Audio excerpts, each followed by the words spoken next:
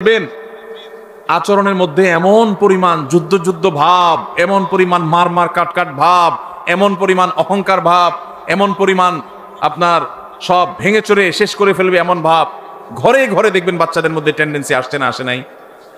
আমরা আমাদের শৈশবে দেখেছি ছোট ছোট পিচ্চি পোলাপান একেবারে চুপচাপ থাকে, আর এখন দেখবেন যে 2-3-4 বছরের পোলাপান পর্যন্ত দেখবেন যে চুন থেকে নুন খসলেই ভাঙচুর শুরু, রিয়াক্ট শুরু, ঠিক না ঠিক? বাপমা পর্যন্ত তাদের সেই দুঃস্বভাবকে রোগ মনে করে না, তারা আবার অহংকার করে, অনেক রাগী অনেক রাগী। যেভাবে বলে তাতে মনে হয় যে বাপমা এটাতে অনেক গর্বিত, মানে তার মধ্যে ব্যাটাগিরি অনেক বেশি। আসলে যে বাচ্চা মোটামুটি রুগী হয়ে রয়েছে নানা কারণে, সেটা বোঝার মতো ক্ষমতা মা বাপের। ভাইরা আমার, নবী করিম সাল্লাল্লাহু আলাইহি ওয়াসাল্লামের একটি হাদিস আপনাদেরকে শোনাতে চাই, আবু দাউদে বর্ণিত হয়েছে। নবীজি সাল্লাল্লাহু আলাইহি ওয়াসাল্লামের সম্পর্কে বলেছেন, আনা যাইমুন বিবাইতিন ফি রাবাদিল জান্নাতি লিমান তারাকাল মিরা ওয়া ইন কানা মুহিক্কা। যে ব্যক্তি কোথাও ঝগড়া এড়ায় চলবে। কি এড়ায় চলবে ভাই? ঝগড়া। আপনি বাজারে গেছেন, রিকশা দিয়ে যাচ্ছেন, কারোর সাথে এমন কোন উপলক্ষ তৈরি হলো, একজন রাস্তার মাঝখানে দাঁড়ায় আছে, আপনার রিকশার যতই বেল বাজানো হচ্ছে উনি সরেন না। এরপরে যখন ওনাকে একটু ভালোভাবে বলতে গেছেন, উনি গায়ের দিকে তাড়ায় আসছে। আপনি এখন চাইলে তার 5টা কথা শুনাইতে পারেন যে ভাই রাস্তাটা কি আপনার বাপের, অনেক কথাই বলতে পারেন, কিন্তু আপনি দেখছেন যে কথা বলতে গেলে কথা বাড়বে, এবং কথা বাড়লে আমার আখলাক নষ্ট হবে, জবান নষ্ট হবে, মুখ নষ্ট হবে, আমল নষ্ট হবে। এই জন্য আমি নিজে সত্যের উপর আছি, সে অন্যায় করতেছে এটা জানার পরও আমি তার সাথে ঝগড়া না করে মুখটা আরেক দিকে ফিরে আসতে বের হয়ে চলে আসলাম। নবীজি বলেছেন, এই কাজটা যারা নিয়মিত করতে পারবে, যারা এই কাজটা করবে, এই গুণ যারা অর্জন করবে, তিনি বলেছেন জান্নাতের এক পাশে তার জন্য একটা প্রাসাদের দায়িত্ব আমি নিলাম। আল্লাহু আকবার। আল্লাহ তাআলা আমাদের সবাইকে ঝগড়া বিবাদ এড়াবার তৌফিক দান করো। অনেক আমলের কথাই তো শুনছেন ভাই, সুবহানাল্লাহ, আলহামদুলিল্লাহ, তাসবিহ, তাহলিল, জিকির, আজকার, অনেক আমলের কথা আমরা শুনছি। আজকে ভাই নতুন একটা আমলের কথা শুনলাম। এটাও যে আমল সেটা আমাদের অনেক ভাই ব্রাদাররা জানেন না। সে আমলটা হলো ঝগড়া করার সুযোগ আছে, স্কোপ আছে, গায়ের জোর আছে, সাথে লোক আছে, চাইলে কথা বাড়ানো যায়, এবং যার সাথে ঝগড়া তৈরি হয়েছে তিনি একটা ফালতু বিষয় নিয়ে আপনার সাথে ঝগড়া লিপ্ত হয়েছেন, তিনি একেবারে অন্যায়ের উপর আছেন, ভুলের উপরে প্রতিষ্ঠিত আছেন, আপনি পরিষ্কারভাবে দেখছেন তিনি রং, এরপরও তাকে রং জেনেও আপনি সত্য জানার পরেও শুধু ঝগড়াটাকে মিনিমাইজ করতে গিয়ে যে আমি কথা বাড়াতে চাই না, এই জন্য আমি হেরে গেলাম, কথা বাড়াইলাম না, এই কাজটা যদি করতে পারেন তাহলে নবীজি জান্নাতের চৌহদ্দির ভেতরে একটা প্রাসাদ আল্লাহর কাছ থেকে আপনাকে পাইয়ে দেওয়ার দায়িত্ব নিয়েছেন। আল্লাহ আমাদের সবাইকে জান্নাতি হওয়ার তৌফিক দান করুন।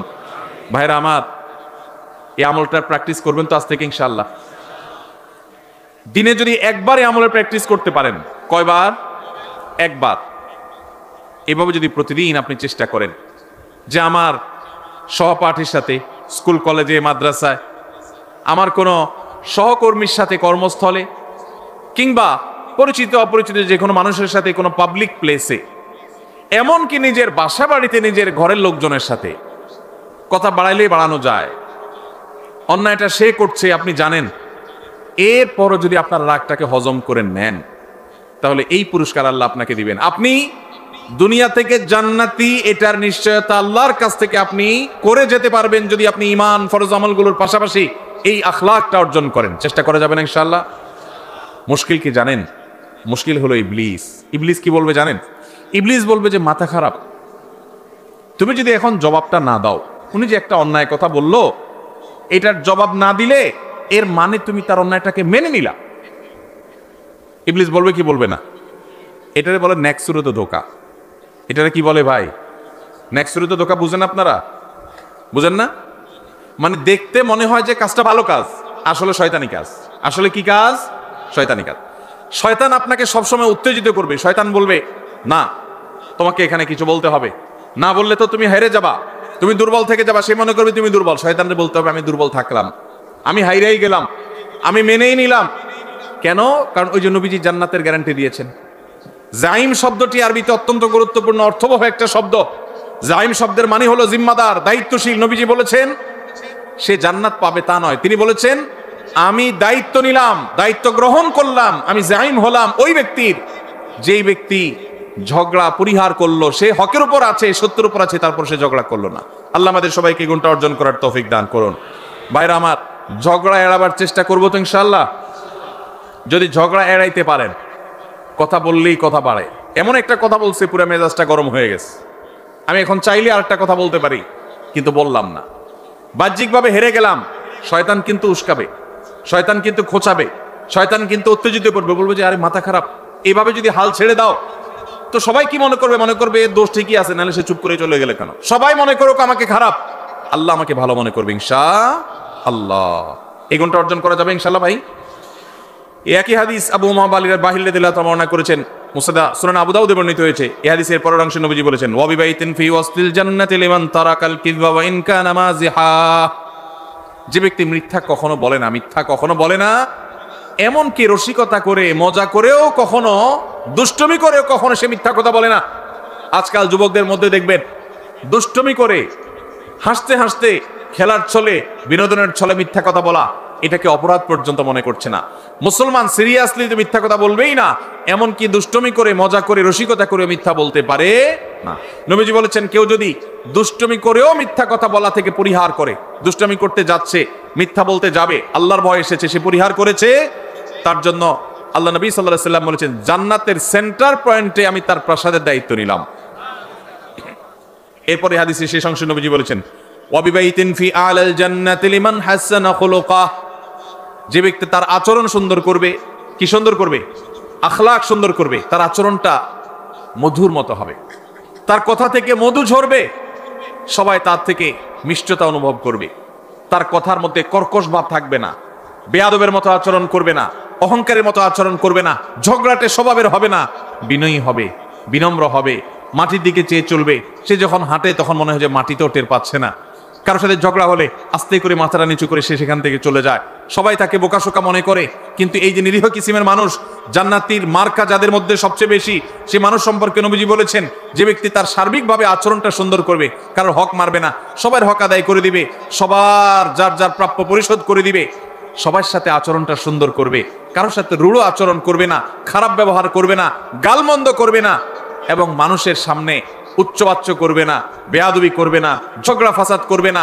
আখলাককে যে সুন্দর করবে, আচরণ যার ভালো হবে, যার অমায়িক আচরণে এলাকাবাসী সবাই বলবে, হ্যাঁ লোকটার আচরণ অমায়িক। নবীজি বলেছেন, এরকম যদি কেউ আখলাককে সুন্দর করতে পারে, জান্নাতের সর্বোচ্চ শিখরে, সর্বোচ্চ মাকামে আল্লাহ তাআলা তাকে প্রাসাদ, আল্লাহর পক্ষ থেকে নবীজি প্রাসাদ পাইয়ে দিবেন ইনশাআল্লাহ। ভাইরা আমার, আমরা আমাদের আখলাক সুন্দর করবো তো ইনশাআল্লাহ। তাহলে এখানে জান্নাতের 3টা স্তরের কথা আমরা জানলাম। নাম্বার 1, জান্নাতের এরিয়ার মধ্যে আল্লাহ নবী জান্নাতের একটা প্রাসাদের দায়িত্ব নিয়েছেন। নাম্বার 2, জান্নাতের একেবারে সেন্টার পয়েন্টে জান্নাতের দায়িত্ব নিয়েছেন, প্রাসাদের দায়িত্ব নিয়েছেন।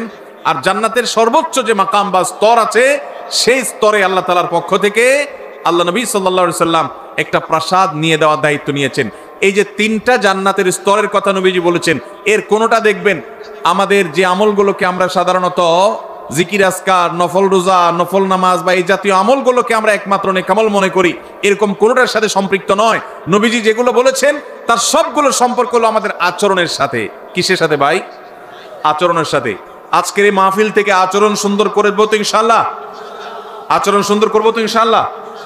ঝগড়া করব না, ঝগড়া করব না। এই যে রমজান আসছে সামনে, একটা হাদিস আপনারা সবাই শুনেছেন, নবীজি সাল্লাল্লাহু আলাইহি সাল্লাম বলেছেন, যে ব্যক্তি রোজাদার অবস্থায় তার সাথে কেউ ঝগড়া করতে আসলো, রোজাদার অবস্থায় কেউ কি করতে আসলো ভাই? ঝগড়া করতে আসলো। যখন কেউ কথা বাড়াচ্ছে, ঝগড়া করবে, এরকম পরিস্থিতিতে সে যদি বলে, ইন্নী সাইম, ইন্নী ইমরাউন সাইম, আমি রোজাদার মানুষ, আমি তোমার ঝগড়ার উত্তর দিতে পারতাম কিন্তু দিলাম না, কারণ আমি রোজাদার, রোজাদার ঝগড়া করা নিষেধ। দেখুন নবীজি সাল্লাল্লাহু আলাইহি সাল্লাম রমজান মাসে রোজা রেখে ঝগড়া না করার যেন ট্রেনিং আমরা নেই, অভ্যাস যেন করি, এই জন্য পুরো রমজান মাসে ঝগড়া নিষিদ্ধ করে দিয়েছেন। অতএব ঝগড়া ছাড়ার এই অনুশীলন, এই ট্রেনিং, এই প্রশিক্ষণ, এই অভ্যাস আমরা গড়ে তুলব তো ইনশাআল্লাহ। আল্লাহ আমাদের সবাইকে সেই তৌফিক দান করুন। ভাইরা আমার, নবী করিম সাল্লাল্লাহু আলাইহি সাল্লামের এই একটা আমল, এটা যদি আমরা নিজেদের মধ্যে আনতে পারি, আমরা জান্নাতি হয়ে যাওয়ার পথ অনেক সহজ হয়ে যাবে। আল্লাহ আমাকে, আপনাকে, আমাদের সবাইকে আমলের তৌফিক দান করো। ভাইরা আমার, এখন আপনারা বলবেন, ভাই কোনো অন্যায় কাজের বিরুদ্ধে কি আমরা কথা বলবো না? সেখানে যদি বিতর্ক হয়, সেখানে যদি দুইটা কথা বাড়াবাড়ি হয়, তাও কি আমরা করবো না? আল্লাহ তাআলা সে সম্পর্কে বলেছেন, উদউ ইলা সাবিলি রাব্বিকা বিল হিকমাতি ওয়াল মাউইজাতিল হাসানাহ ওয়াজাদিলহুম বিল্লাতী হিয়া আহসান। আল্লাহর পথে আহ্বান করতে গিয়ে, মানুষকে ভালো পথে দাওয়াত দিতে গিয়ে যদি কখনো বিতর্ক, বর্ষা, কথা বাড়াবাড়ির দরকার হয়, তাহলে সেটা সর্বোত্তম উপায় হবে ফাইযাল্লাযী বাইনাকা ওয়া বাইনাহু আদাওয়া কান্নাহু ওয়ালিয়্যুন হামীম।